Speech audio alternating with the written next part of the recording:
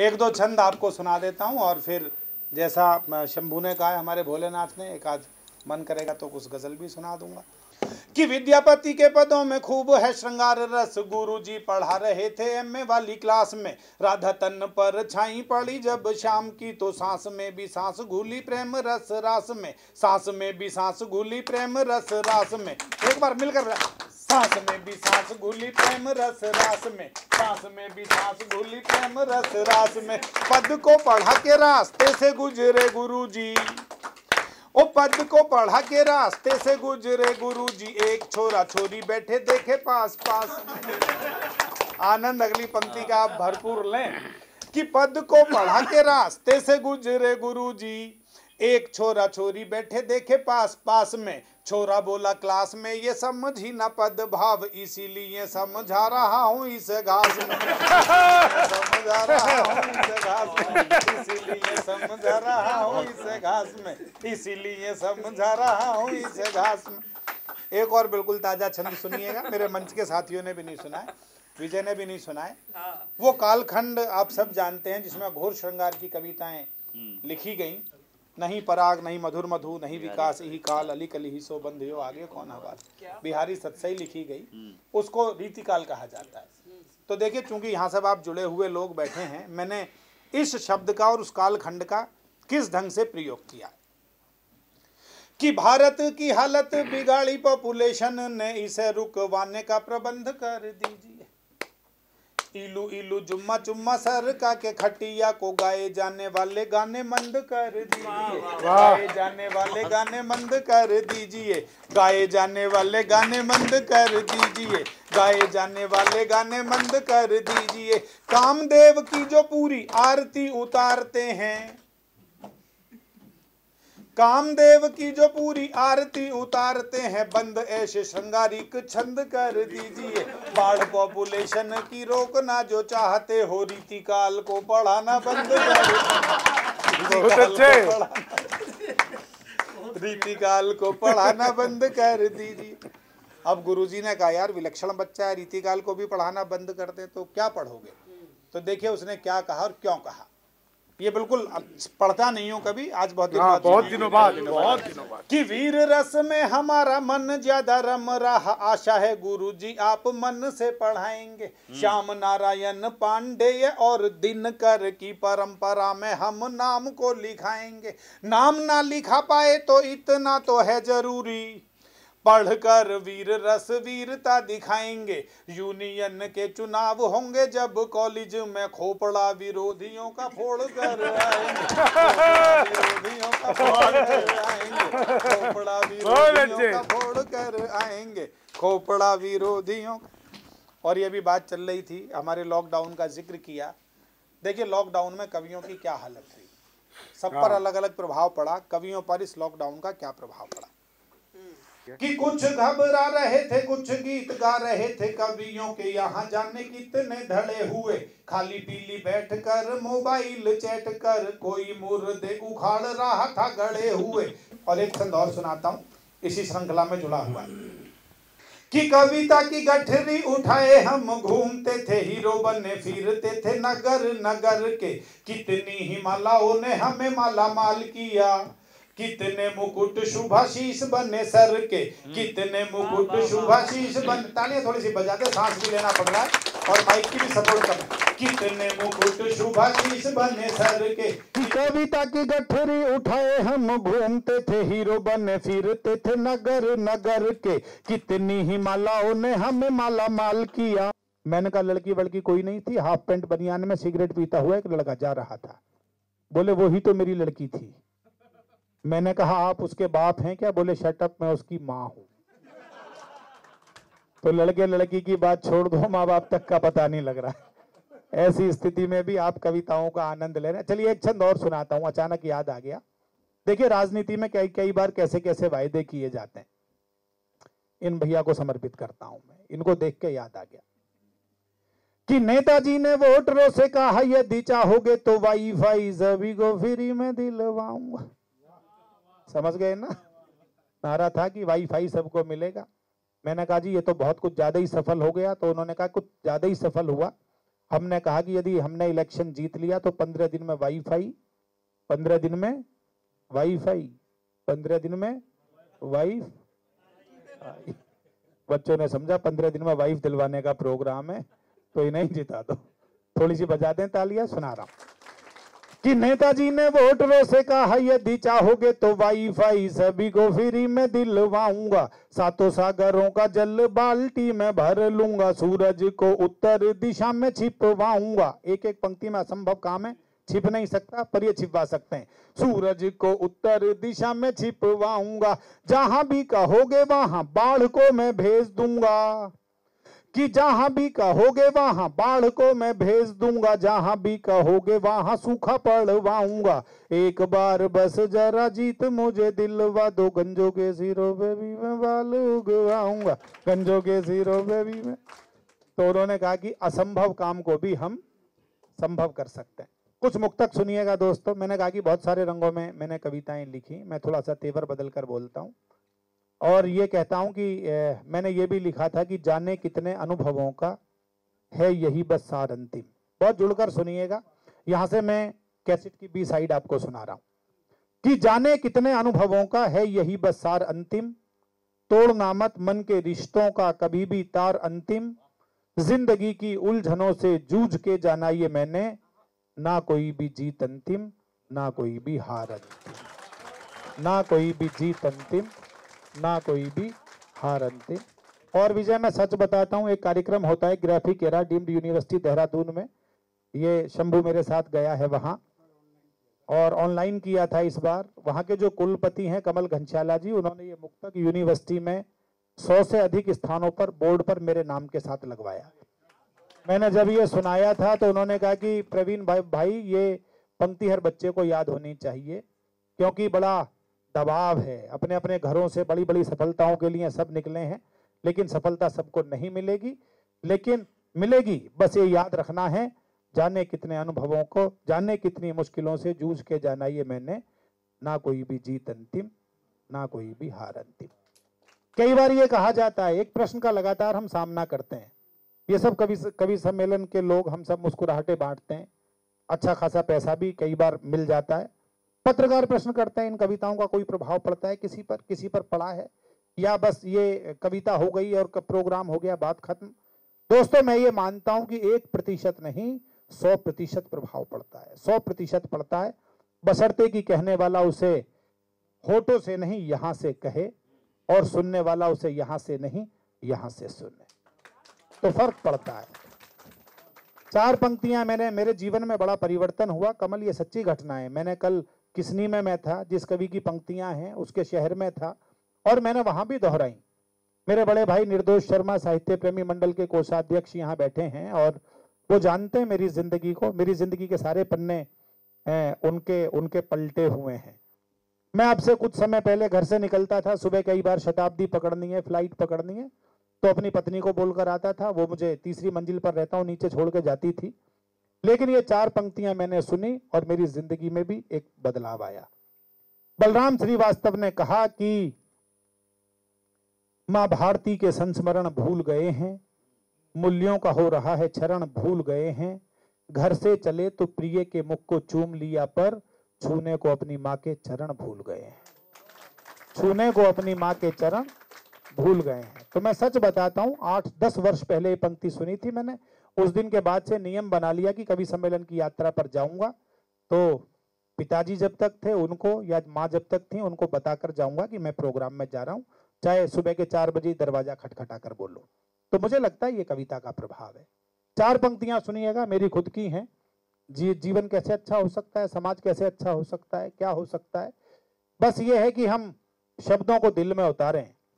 कहता हूं कि जहां में घूमते हैं आदमी के अनगिनत साए, जहां में घूमते हैं आदमी के अनगिनत साए, कोई खुशियों में भी रोता कोई गम में भी मुस्काए, रहे दुनिया की खातिर आंख में मेरी सदा आंसू, मेरे कारण किसी की आंख में आंसू नहीं आए, मेरे कारण किसी की आंख में आंसू नहीं आए, मेरे कारण किसी की आंख में आंसू नहीं आए। बस ये समझ जाइए, बाकी तो देखिए फिर आपके आसपास के लोग भी सुंदर लगेंगे और आपको खुद को भी अच्छा लगना शुरू हो जाएगा।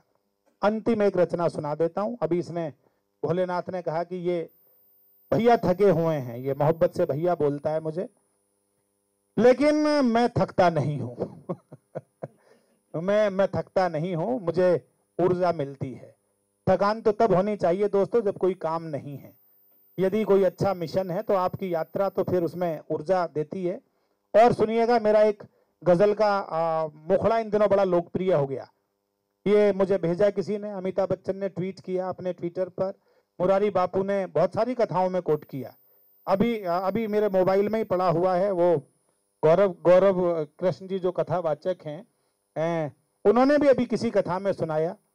मुझे लगता है कि जीवन में बहुत कुछ पाने के बाद अब इस भोलेनाथ के पास क्या कमी है? 2-2 फ्लैट का मालिक है, टेलीविजन पर आता है और तमाम दुनिया में जाता है। अमिताभ बच्चन 76 वर्ष की उम्र में कौन बनेगा करोड़पति की हॉट सीट पर बैठकर काम करते हैं। तो क्या शोहरत का पैमाना है? क्या दौलत का पैमाना? नहीं, वो कुछ और है। वो क्या है जिसके लिए आदमी काम करता है? सुनिएगा, और बहुत आपका मन चाहूंगा। मेरे मन की पंक्तियां हैं। कहता हूं कि कैसे कह दूं कि थक गया हूं मैं, कैसे कह दूं, आशीर्वाद चाहूंगा। देखिए मैं मन की गजल सुना रहा हूं, अचानक याद आ गई। कैसे कह दूं कि थक गया हूं मैं, कैसे कैसे कह दूं, कैसे कह दूं कि थक गया हूं मैं, जाने किस किस का हौसला हूं मैं, जाने किस किस का, जाने किस किस का, जाने किस किस का। आप कवि सम्मेलन में जाते हैं 15 घंटे की यात्रा करके, मुस्कुराते हुए उतरते हैं तो आपके प्रशंसक कहते हैं आपकी इसी मुस्कान का फैन हूं मैं। तो उसे मतलब नहीं है आप कौन सी यात्रा करके आए हैं। कैसे कह दूं कि थक गया हूं मैं, जाने किस किस का, जाने जाने किस किस का, जाने जाने जाने किस किस का हौसला हूं मैं। और एक शेर सुनिएगा, अलग अलग राजनेताओं के चरित्र अपने अपने हिसाब से आपको समझ में आ जाएंगे, नाम किसी का नहीं है। जाने जाने किस किस का हौसला हूं मैं, दाग खुद के छिपाए फिरता है, दाग खुद के छिपाए फिरता है, और कहता है आईना हूं मैं। दाग खुद के छिपाए फिरता है, और कहता है आईना हूं मैं। और आप में से बहुत सारे लोग मोहब्बत में होंगे या मोहब्बत में हो जाएंगे। मोहब्बत तो एक दिल की आवश्यक सी मांग है, जिसे आप सबसे ज्यादा प्रेम करते हैं। कुछ मत कहिएगा, ये 2 पंक्तियां कह दीजिएगा मेरी तरफ से। आपकी मोहब्बत 10 गुना ना हो जाए तो मुझसे बात कीजिएगा। कैसे कह दूं कि थक गया हूं मैं, जाने किस किस का हौसला हूं मैं, तेरे किस काम के हैं चारागर, तेरे किस काम के हैं चारागर, मतलब डॉक्टर, वैद्य, हकीम, जो भी नाम दें। तेरे किस काम के हैं, किस काम के हैं चारागर, तेरे हर रोग की दवा हूं मैं, तेरे हर रोग की दवा हूं मैं। हाय हाय उस बेवफा का ये कहना, बावफा सिर्फ बावफा हूं मैं, बावफा सिर्फ बावफा हूं मैं।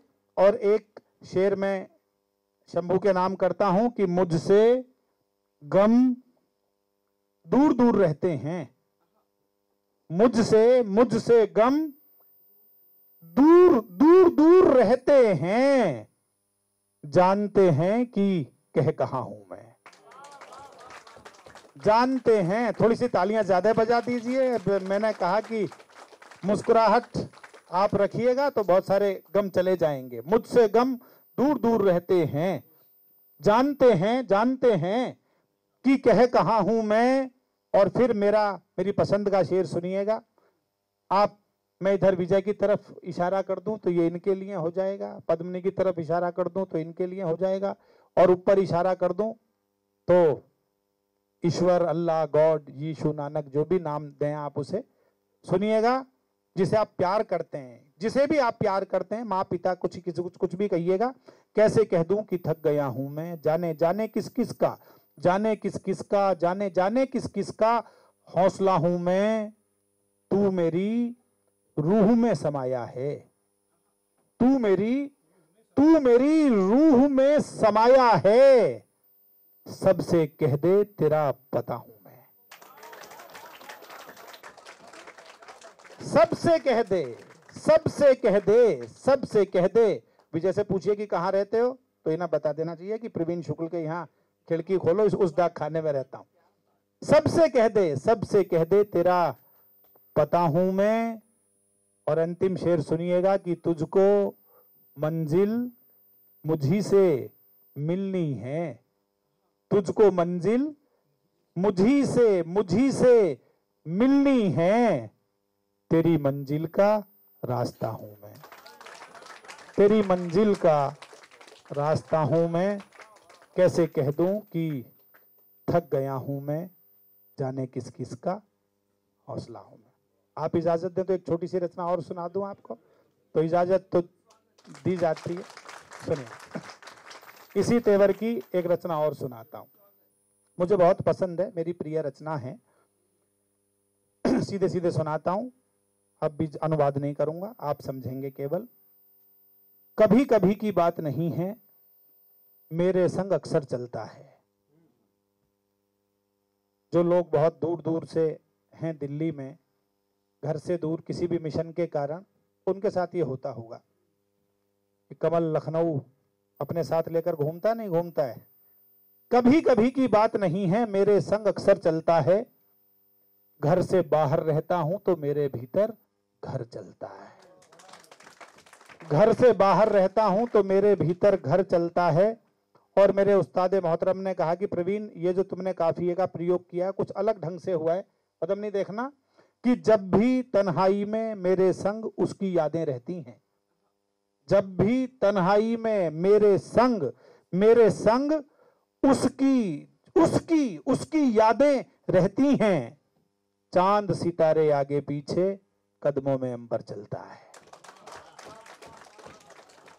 चांद सितारे आगे पीछे, कदमों में अंबर चलता है। और अब तक की सर्वाधिक तालियां अगले शेर पर मैं चाहता हूं, बहुत मन चाहूंगा आपका, कि चांद सितारे आगे पीछे, कदमों में अंबर चलता है। दौलत शोहरत एक तरफ रख, जिसने यहां फकीरी जी ली। बहुत आशीर्वाद देना दोस्तों। दौलत शोहरत एक तरफ रख, जिसने यहां फकीरी जी ली। ऐसा फक्कड़ मस्त कलंदर कब किससे डर कर चलता है।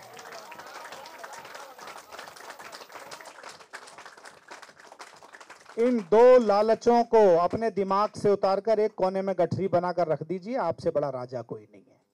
बस ये कहता हूं कि दौलत शोहरत एक तरफ रख, जिसने यहां फकीरी जी ली।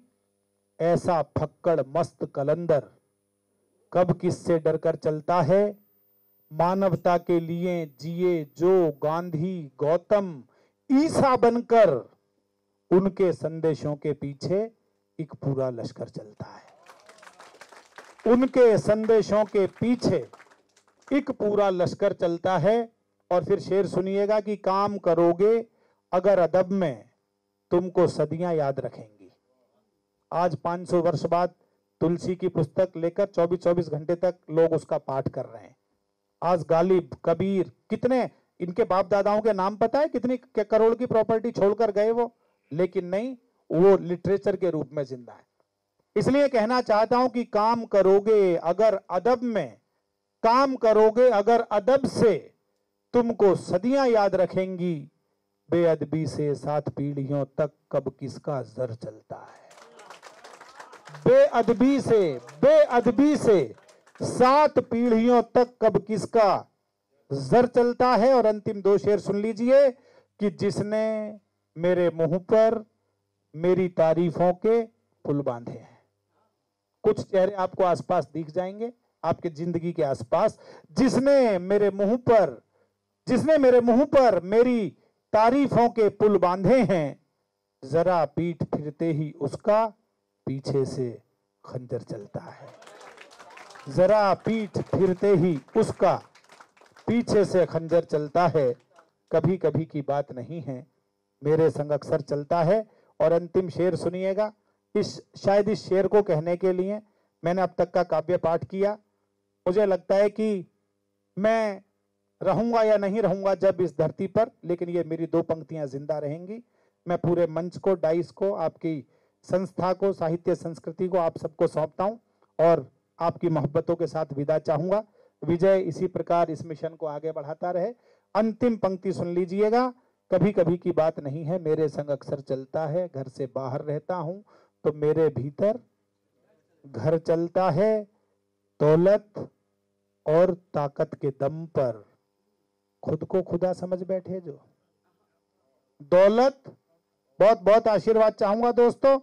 दौलत और ताकत के दम पर खुद को खुदा समझ बैठे जो, भूल गए वो जर्रा जर्रा उसकी मर्जी पर चलता है।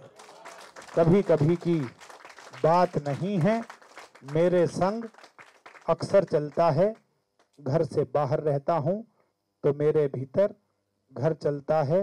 दौलत और शौहरत एक तरफ रख, जिसने यहाँ फकीरी जी ली, ऐसा फक्कड़ मस्त कलंदर कब किससे डर कर चलता है। बहुत बहुत धन्यवाद, बहुत बहुत आभार।